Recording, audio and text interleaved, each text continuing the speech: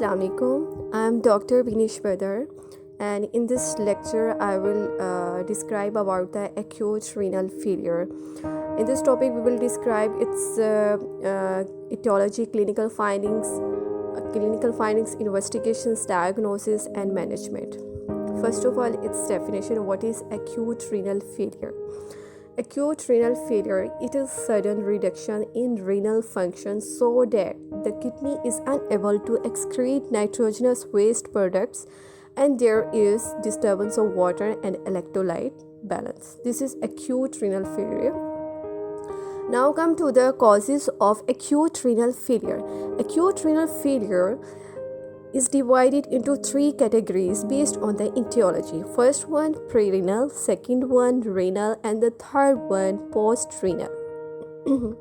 Now come to the pre-renal causes. Pre-renal causes are due to dehydration, due to vomiting, diarrhea, hemorrhage, and diabetic ketoacidosis, heart failure or nephrotic syndrome, severe hypertension, burns, and hypothermia.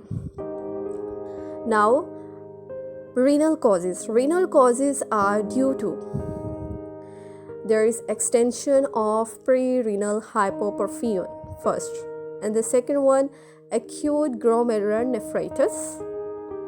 Third one, hemolytic uremic syndrome and acute tubular necrosis, hepatic failure, and the last one, renal venous obstruction. These are the renal causes. Now come to the post-renal causes. Post-renal causes are due to, first one, renal stones. Second one, posterior urethral valves, neurogenic bladder, tumor obstruction, and the last one, hydronephrosis. Now, clinical signs and symptoms. These are hyperkalemia, nausea, vomiting, hypertension, pulmonary edema, ascites, asterixis, and encephalopathy. And the other ones are oliguria, vomiting, diarrhea, fever, and the clinical features are sunken fontanelle, dry tongue, loss of skin turgor, and feeble and weak pulses. How to diagnose acute renal failure? In acute renal failure, main urinalysis helps detect acute renal failure, but we will do blood count test. It may relieve low hemoglobin concentration from blood loss or hemolysis. Serum electrolyte, serosodium is low and potassium is high and osmolality is high. So, blood urea and creatinine are raised due to diminished renal function. Serum calcium is low, phosphate is raised, and alkaline phosphatase is normal. We will perform urine examination, C3 complement level. We will arterial blood gases test to detect metabolic acidosis. We will perform abdominal ultrasound to relieve size, structural defects, plain x-ray to relieve renal stones or spinal deformities, intravenous spielogram to document structural defects, micturating cystourethrogram. It is necessary for the posterior urethral valves. Now, x-ray chest, relieve cardiomegaly, renal scan, and renal biopsy. These are the diagnoses how to investigate. And these are the following pictures to diagnose acute renal failure. First of all, urine examination. How perform urine examination? Urine may be obtained by catheterization and examined for osmolality, urinary sodium, and microscopy. Now, C3 complement level may be low in post-streptococcal and membranoproliferative glomerular nephritis.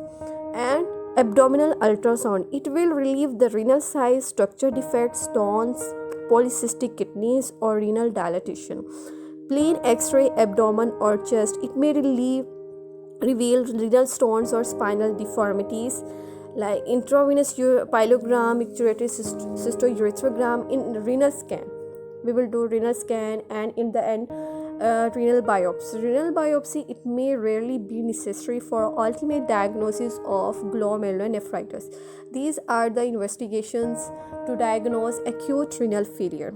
Now, What are the complications of acute renal failure? Hyperkalemia, acidosis, hypocalcemia, hypotension, seizures, infections, anemia, and GIT bleeding. These are the complications. Now, what are the management? What is the management of acute renal failure? First of all, General Myers, we will establish a secure IV line in General Myers. Then, draw blood samples for necessary investigations. Collect urine sample, catheterize if bladder is palpable. Record blood pressure 1 hourly if it is high. Careful intake and output record. Daily weight measurement. ECG monitoring to detect hyperkalemia on time. Urea, creatinine, serum electrolytes, and blood gases are estimated daily. Now, management of acute renal failure on fluid therapy. Renal failure with dehydration. If there is renal failure with dehydration, if a patient with renal failure is severely dehydrated or is in shock, IV fluid therapy is mandatory. Push normal saline within half an hour. After half an hour, observe for hydration status and passage of urine. If hydration and shock is improved, now give normal saline or Ringer's lactate. And again observe the hydration status and urine output. If there is no urine output after 3 hours and hydration is improved, now give furosemide. If there is if no urine output, then peritoneal dialysis is indicated. If hydration is good but blood pressure is low, dopamine infusion is given to improve renal perfusion and blood pressure. Now, renal failure with fluid overload, like pulmonary edema. In this case, no IV fluids are given. Give furosemide. Assess for 2 to 3 hours. Dose of furosemide may be repeated. If there are no diuresis after 2 doses of furosemide, then give single dose of mannitol. May be given over 30 minutes. Dopamine may be given if there is no hypertension. This will increase renal cortical blood flow. Then peritoneal dialysis is indicated if there is no response to the above treatment. These are the basic management of acute renal failure.